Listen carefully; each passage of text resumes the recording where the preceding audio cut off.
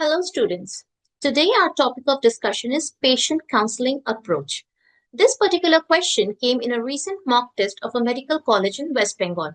I will read the question for you. In gather approach of counseling, E stands for. The options are A explain, B examine, C evaluate and D empathy. The correct answer is A explain. Right? Now I'm sure many of you got this right.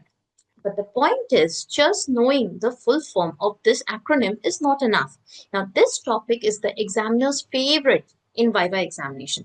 And in previous years, entire long questions have also been asked on counseling approaches. So there's a strong possibility that this can come as a long question in your final examination.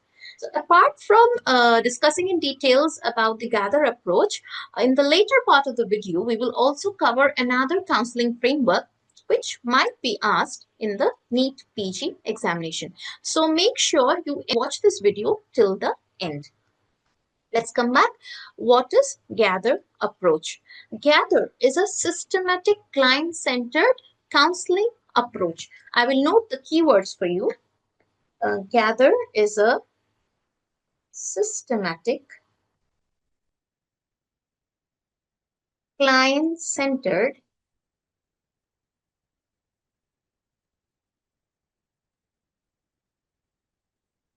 counseling approach.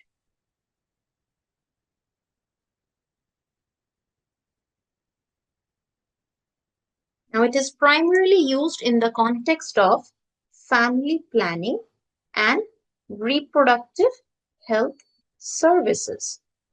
And what is the purpose of counseling through this gather approach? It helps to increase the compliance of the client. In this case, it will be the woman or the couple towards family planning practices.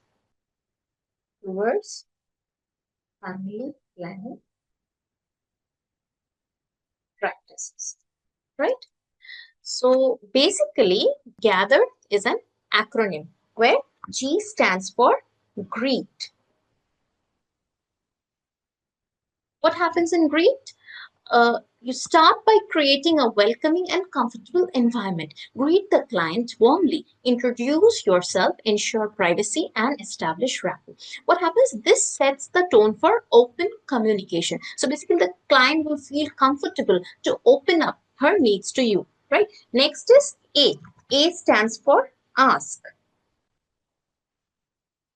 In this case, what do you ask? You ask open-ended questions to understand why the woman or the couple has come to you. So what are her contraceptive needs, whether she's looking for temporary methods or permanent methods, what are her or their concern, and also remember to ask some basic questions to obtain the history that is related to her age, the number of living children, what family planning method she's currently using or has used in the past, and some basic medical information related to whether she's hypertensive or she's having any breast cancer or in anything apart from that she has any liver disease, liver condition, which will help you choose or help her decide the optimum or the best fitting contraceptive as per her health status and need, right?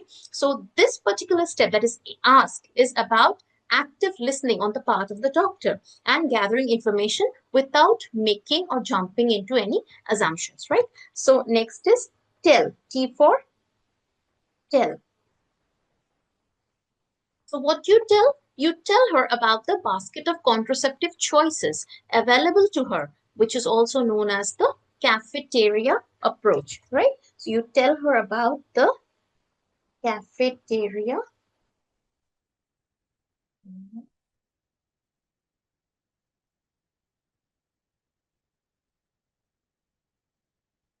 Right? And provide her clear, accurate, and unbiased information about the available family planning methods or services. Now, the doctor should remember to tailor the information to the client's situation and her level of understanding, which is based on her literacy level and cultural context, right? So you talk with her in her own language in using such terms which can help her understand the information that you want to communicate to her regarding the contraceptive methods or services, right? And now H stands for help.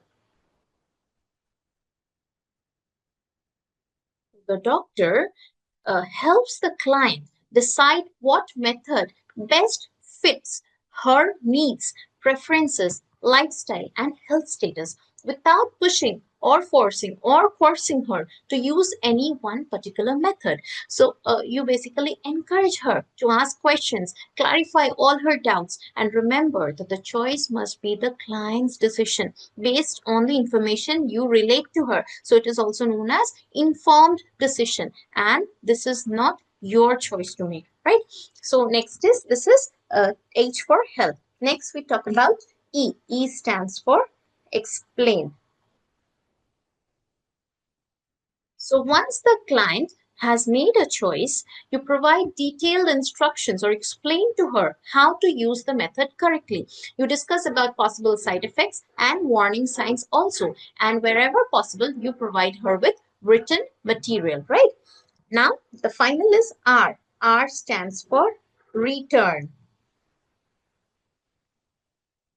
where you inform the client when she should come back for a follow visit. Also, you remind the client that they can come back anytime with questions or concerns. You provide emergency contact information if needed, and this ensures continuity of care. Now, I will read out some scenario for you. These are the long questions which came in the past few years. These are a couple of questions which I selected for you.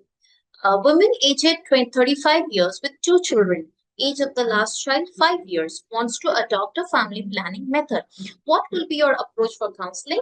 Give reasons behind different options of family planning methods that can be applicable in this case. So I have already underlined the scenario here. It's 35 years with two children, right? So you need to, mind you, do not write the make the decision for her in your answer, right? You have to write in such a way that you provide the woman with all the choices that are applicable for her in her case, because probably see, she's looking for terminal methods, but you do not write to her directly, write about it in the answer. You speak about whatever choices that are applicable in her situation, and you provide with rationality or the pros or cons of individual choices which can help her ultimately decide her method or best fitting method for family planning, right? Another question that came is, a lactating woman aged 24 years with one child wants to adopt a family planning method, and the rest of the question remains the same. So in this case, it is the lactating woman with one child. So basically, she is looking to space her child. See, there can be two things. She might want only one child throughout her lifetime, or she might be looking for spacing between pregnancies. So you need to, now in this case, you need to make sure that in the options, in the choices of contraceptive methods that you provide for her, you need to state to her clearly why OCP or oral contraceptive pills is not suitable for her use, because you need to explain in your answer or explain in your counseling about the side effects of estrogen coming down through the breast milk to the child, right? And any other method that might not be suitable for her, maybe permanent method of contraception may not be suitable for her. So you need to give rationality for your choice, for your reason of selecting these contraceptive methods for her. So as mentioned earlier, we will get to know about another patient counseling approach known as the REDI approach. In this case, R stands for rapport building. E stands for exploration. D stands for decision making. And I stands for implementation of decision. So basically, both the REDI approach and the gather approach emphasize client-centered care, informed choice, and clear communication.